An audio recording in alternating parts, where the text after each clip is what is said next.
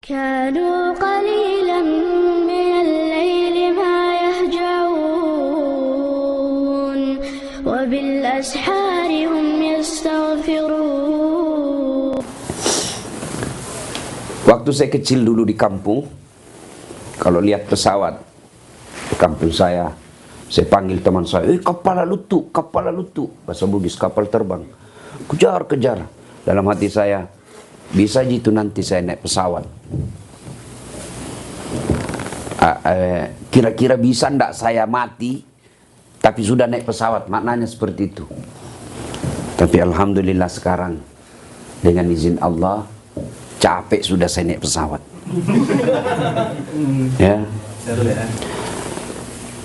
Dan saya terharu bisa datang di tempat ini. Dua hal yang membuat saya terharu. Yang pertama, saya bisa datang ke tempat ini tanpa mengeluarkan biaya. Dan itu apa?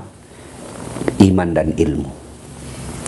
Yarfa'illahu alladhina amanu minkum walladhina utul ilma darajat. Allah mengangkat beberapa derajat di antara kalian, orang yang beriman dan berilmu pengetahuan. Mungkin banyak orang bisa ke Korea, bahkan bisa berhari-hari di sini, sampai berbulan-bulan keliling Korea. Bisa. Tapi apa yang membuat bagi saya spesial?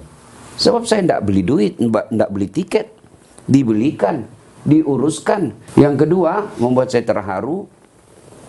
Sayang sekali bapak saya tidak sempat melihat saya seperti sekarang. Maka adik-adik sekalian, saya bangga kepada kalian semua.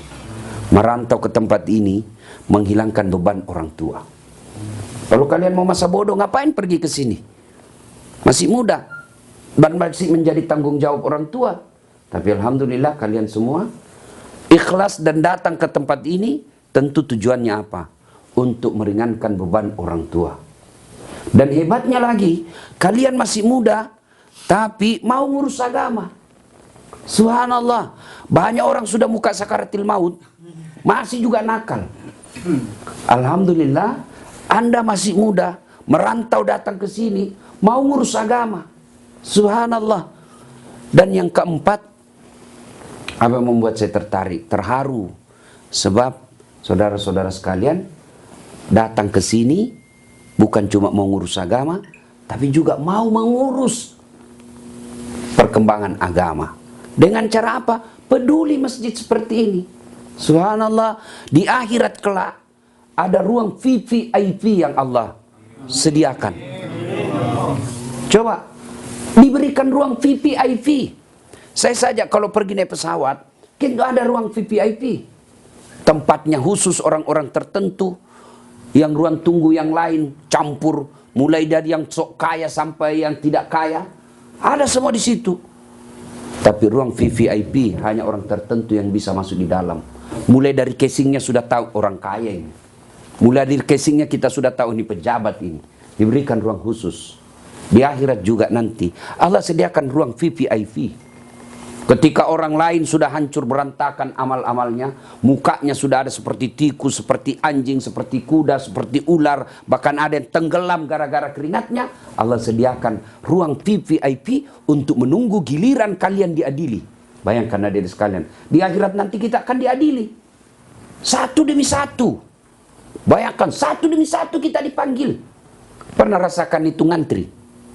Pernah? Ngantri paling 100 orang, 200 orang, tempat ngantrinya ber-AC, jauh dari matahari, yang layani juga cewek-cewek cantik. Kita masih setengah mati ngantri di padang mahsyar, la haula wala quwwata illa billah. Satu loket, bos, satu loket. Coba, satu loket, dan yang ngantri bukan satu Republik Indonesia, satu dunia. Dari Adam sampai kiamat, berapa triliun manusia, dan dipanggil kita satu demi satu. Dan pada saat sambil menunggu giliran, dimasukkan yang 7 golongan, kau masuk dalam sini. Tunggu giliranmu, kau nunggu di ruang VVIP.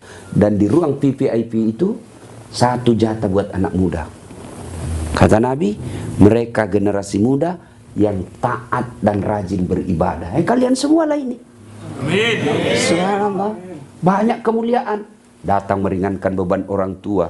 Bukan cuma meringankan beban orang tua, bapak tiap hari adik-adik transfer tiap bulan ke orang tua, meringankan beban. Anda jihad fisabilillah. Jihad bos, bukan jihad ke Palestina, bukan jihad ke Syria. Datang cari nafkah sini jihad. Ya Allah, saya tinggalkan ibu saya tinggalkan bapak saya, datang merantau ke sini, kedinginan, kadangkala dimaki sama bosnya, kadangkala diuji imannya dengan cewek cantik, kadang lolos, kadang tidak. Ya kan? Sering tidak. Iman manusia kan begitu. Kadang naik, kadang kan jenis iman itu ada 3. Ada yang imannya tidak pernah naik, tidak pernah turun. Malaikat. Ada imannya naik terus, tidak pernah turun. Nabi. Tidak pernah naik, itu tidak pernah Nabi itu turun imannya. Plus minus, tidak naik terus. Makanya tidak pernah kalian mendengar Nabi mengundurkan diri menjadi Rasul. Karena tantangan paling berat saya menyatakan diri mundur dari Rasul. Tidak pernah. Kalau di Indonesia sudah korupsi, tidak mau mundur. Yang ketiga, naik, kadang turun. Sedulur-sedulur lain. Caranya supaya iman kita dipelihara, stabilisernya. Ini pengajian seperti ini. Tiap bulan Anda terima gaji. Anda bukan cuma nikmati sendiri, tapi Anda transfer ke kampung. Luar biasa. Tapi itu semua sia-sia kalau Anda tidak sholat. Tidak ada gunanya itu, langsung di-delete. Puasa Senin, Ramadannya full. Ini sedekahnya bangun masjid. Periksalah, ini silaturahminya baik. Sopan ngomong, santun. Coba cek sholatnya. Cuma Jumat. Hapus. Itulah disebut sesungguhnya sholat itu kunci dari kebaikan. Sesungguhnya sholat itu kunci surga. Maka sholat. Pada saat itu kita nunggu, dipanggillah kita satu demi satu. Itu gilirannya anak-anak muda. Kita inilah semua. Alhamdulillah bisa banyak keutamaan yang adik-adik remaja nih dapati. Masya Allah. Tinggal dipelihara istiqomah. Dan salah satu cara istiqomah itu berteman dengan orang-orang soleh. Teman itu menentukan bos. Sehingga Nabi menjelaskan, kalau kau mau melihat siapa anak itu, maka lihat siapa teman bergaulnya. Tidak mungkin saya mau bergaul sama tukang judi. Tidak nyaman saya. Maka orang yang baik akan berteman dengan orang-orang baik. Dan kadangkala dipertemukan di tempat baik. Coba, Anda semua orang-orang baik, ketemu dengan orang-orang baik, paling tidak merasa baik. Saya misalnya. Ya kan? Dan dipertemukan di tempat baik. Di mana tempatnya? Masjid bos. Coba kalau yang kau temani playboy, paling tempatnya di mana? Diskotik. Tempatmu ketemu di mana? Bar. Ketemu di mana? Karaokean. Pas lagi karaoke, di samping dipegang-pegang cewek, kena sakaratil maut. Ini pentingnya kita berteman dengan orang-orang baik. Kenapa? Ajal kita tidak tahu kapan dia menjemput. Manalah ditahu kita lagi bersahabat dengan orang jahat, ajal menjemput di tempat maksiat. Maka di situ pentingnya kita berteman orang-orang baik. Kalau orang baik paling masuk sholat, asar dulu. Kita pengajian, paling itu.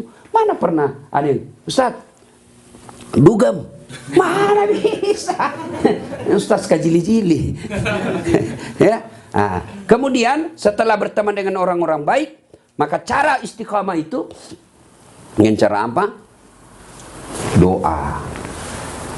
Berdoa. Itulah sehingga ada dalam Islam diajarkan doa dalam Al-Quran. Rabbana la tusi qulubana ba'da is hadaitana wa hab lana min ladunka rahmah. Yang kurang lebih terjemahannya, ya Allah, jangan engkau palingkan hati hamba, jangan engkau sesatkan hati hamba setelah engkau berikan hidayah dalam diri hamba. Itu penting. Kenapa? Tanpa hidayah, hari ini kita beriman, besok hancur. Maka kita minta, bimbing kita.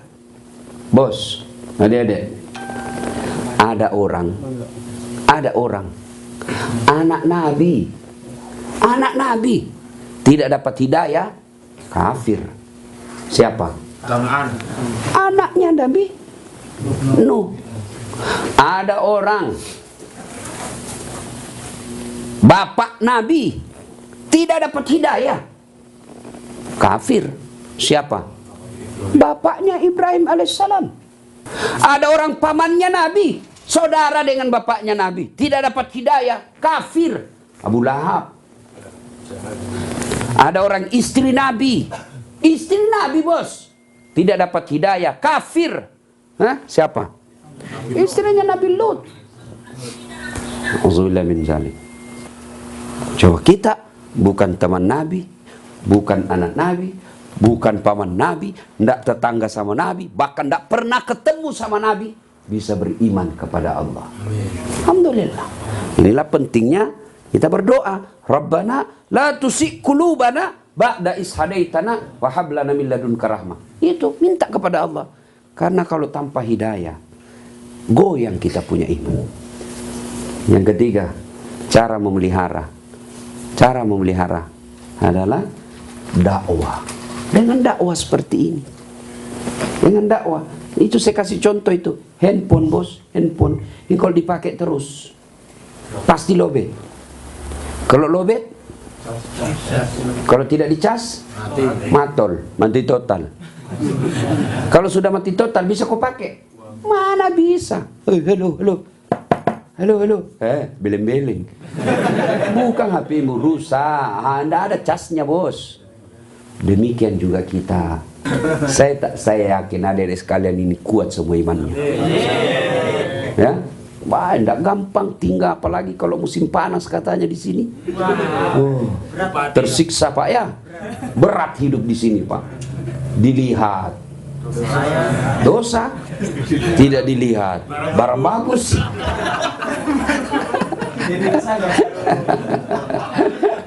Ya, nah itu jadi perlu dakwah. Alhamdulillah, jika adik-adik sekalian malam Ahad, malam Sabtu punya waktu untuk ngecas. Coba lihat kita di Korea, bos. Kapan ngecasnya? Lihat cewek cantik dunia, lihat duitnya orang, gajinya yang banyak dunia, lihat mobil-mobil mewah di otak kita, saya beli mobil nanti pulang dunia, lihat lagi rumah, nonton TV, lihat barang mewah dunia. Lalu kapan ngecasnya? Kapan? Hari Jumat khutbah. Itu juga kalau tidak tidur. Orang khutbahnya begitu. Modus. Itu semua dunia. Nah, inilah ngecasnya, dengar dakwah. Nah, yang berikutnya, agar istiqamah dalam dakwah ini, ya, setelah tadi kita coba ulang adik-adik sekalian. Lupa lagi. Satu, tidak yang saya jelaskan tadi, supaya tetap istiqamah dalam dakwah. Satu, doa. Dua, bersahabat dengan orang-orang soleh. Yang ketiga, dakwah. Dengar dakwah. Ya. Dan yang keempat adalah bangunlah sholat tengah malam. Biasakan bangun sholat tengah malam. Masa nonton bola mampu kita bangun, bos? Tuh, sementara sholat tidak. Bagaimana supaya jalan dua-dua? Sebelum nonton, sholat dulu. Sebelum nonton bola, sholat dulu. Misalnya jalan jam 2 subuh. Sudah, sebelum nonton, kita sholat dulu. 2 rakaat minimal. Minta pertolongan dari Allah agar kita diberikan hidayah selama-lamanya untuk beriman. Yang terpenting, pelihara iman ini. Karena iman inilah yang sangat menentukan. Alangkah bahagianya punya gaji yang cukup banyak. Sini rata-rata gajinya orang di atas 20 toh. Alhamdulillah. Ya, alhamdulillah. Pegawai negeri gaji paling 3 juta, 4 juta. Coba kredit motor, akhirnya tinggal diterima 1 juta. Ya toh. Jadi tidak usah kau bercita-cita pulang jadi pegawai negeri. Tapi ingat, sebaiknya jangan lama-lama di sini. Apalagi kalian yang punya orang tua. Ya, pulang, kumpul duit. Ibaratnya begini, bos. Kau nabunglah. Kalau selama ini gaya hidupmu 10 juta, sudahlah, gaya hidupmu 5 juta saja. Yang 5 jutanya kau tabung. Pulang buka modal, bikin modal, kau pulang. Masa cukup modal 100 juta Ustaz? Itu bagi orang tidak beriman tidak cukup. Tapi kalau orang beriman 10 juta pun cukup. 10 juta cukup. Kau punya modal 100 juta buka usaha dengan bersedekah setiap pagi dan malam kau mengadu kepada Allah. Allah janji, ud'uni astajib lakum, minta kau padaku, saya kasih kau, pasti Allah kasih. Kayak memang ada jalannya. Kan tidak bisa orang bos tidak ada jalannya mau kaya. Nggak susah. Anda cuma datang di masjid bermalam terus tahajud, minta kekayaan, tidak ada usaha. Tidur aja pagi, malam tahajud lagi, tidur lagi. Bukan salah tapi tidak masuk akal. Ya Allah tambahkan rezekiku, langsung datang duit. Wah itu film karton bos. Ya? Sudah punya nabung, tekan sedikit gaya hidup, cukup bisa makan seadanya, tidak usah bermewah-mewah gaya hidupnya, tidak usah beli baju, pakaian, handphone yang mahal-mahal kalau itu tidak penting. Ya, lebihnya itu kita simpan, modal kerja, balik kampung dengan niat, ya Allah saya mau dekat orang tua saya tidak bisa jauh-jauh dari orang tua saya, mudahkan rezekiku, saya tabung, saya pulang kampung supaya saya bisa dekat ngurus orang tua saya. Masa Allah tidak kabulkan doamu bos? Masa Allah tidak kabulkan? Ini niat baik. Bukan Anda ya Allah supaya saya pulang jadi wali kota. Enggak kan? Kalau doa ya Allah saya mau pulang, saya tidak tahan jauh-jauh dari istri saya tidak tahan jauh dari orang tua saya. Orang tua sudah sakit-sakitan ya Allah, murahkan rezekiku, berikan saya ketahanan, kemudahan dalam mencari nafkah. Saya mau pulang ngurus orang tuaku. Masa Allah tidak kabulkan? Amin. Saya dulu waktu sekolah, doa yang selalu saya baca, kan doa itu tidak harus bahasa Arab bos. Ya Allah, berikan saya kemudahan dalam berpikir, kemudahan dalam pemahaman, tambahkan ilmuku, supaya saya bisa membahagiakan orang tuaku. Itu yang selalu saya minta ketika saya mau ujian, saya mau mulai buka buku, saya doa. Alhamdulillah dengan izin Allah, bos, lihat itu gelar saya. Oh, bukan kaleng-kaleng bos. Betul kan, ketawa, saya serius ini. Tidak masuk akal, tapi tidak ada yang tidak masuk akal di sisi Allah. Karena mungkin salah satu, saya doa, ya Allah saya mau bahagiakan orang tua saya. Tidak bisa saya bahagiakan, almarhum bapak saya itu senang anaknya kalau tinggi sekolahnya. Dia bilang, jangan kau pikir macam-macam nak. Apa yang kau butuhkan, saya siap apa saja kerja sini di kampung. Yang penting kau sekolah tinggi-tinggi. Maka saya doa, saya mau bahagiakan orang tua saya. Ya Allah bukakan saya dalam kemudahan berpikir, kemudahan dalam pemahaman. Tambahkan ilmuku, supaya saya bisa membahagiakan orang tua saya. Bukan kita bilang supaya saya bisa diangkat derajatku. Tidak, saya minta supaya orang tua saya bahagia. Maka kalau adik-adik sekalian cari nafkah di sini, ya Allah murahkan rezekiku, berikan saya ketahanan untuk tidak bermewah-mewah ya Allah. Bimbing saya dalam cari nafkah ini supaya saya bisa pulang kampung membahagiakan ibu bapak saya. Masa sih Allah tidak kabulkan doa kita? Nah, saya sudah berdoa Ustaz, doaku tidak dikabulkan. Jangan sangka buruk. Berarti apa yang kalian minta ada keburukan di dalamnya. Ya Allah, mudah-mudahan saya bisa menikah sama gadis Korea ya Allah. Supaya anakku bisa pulang jadi pemain artis sinetron. Oh Allah tahu, ini kalau nikah sama orang Korea malah murtad ikut agamanya orang. Allah tahu. Ya. Ibu bapak, saudara-saudara, tidak ada ibu-ibu ya. Inilah tausiah kita, mudah-mudahan ada manfaat. Terima kasih saudara-saudara sekalian. Saya berdoa kepada Allah, mudah-mudahan Anda sekalian di sini selalu dalam hidayah Allah, selalu dalam pertolongan Allah, diberikan pertahanan dan kemampuan keimanan yang mantap, lalu dimudahkan rezekinya, insya Allah bisa balik segera di kampung untuk berkumpul keluarga mencari nafkah. Demikian, lebih dan kurangnya mohon dimaafkan. Assalamualaikum warahmatullahi wabarakatuh.